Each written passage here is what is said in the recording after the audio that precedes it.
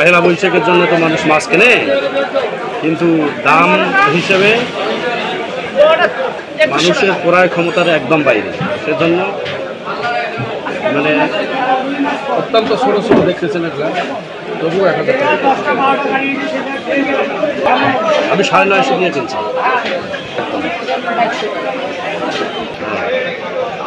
হ্যাঁ, দাম কম থাকলে আরও হয়তো একটু বেশি কেনা যেত, ক্রয় ক্ষমতার বাইরে যাওয়ার কারণে সম্ভব হচ্ছে নাগালের বাইরে, ক্রয় ক্ষমতার বাইরে গেছে।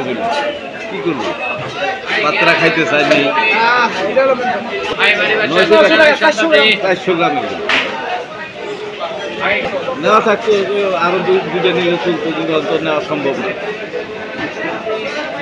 সীমিত আয়ের ভিতরে আর কিনি। বড়টা কিনতে আসছিলাম, বড়টা 2100-2200 টাকা চলছে। দেখবেন আমাদের যে ইনকাম, এখন অবসর আমরা এই পেনশন নিয়ে, অথচ মেয়েদের অনুরোধে বাজারে আসছি।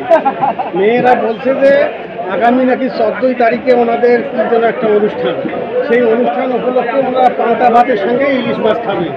এখন তো আমি ওই প্রথমে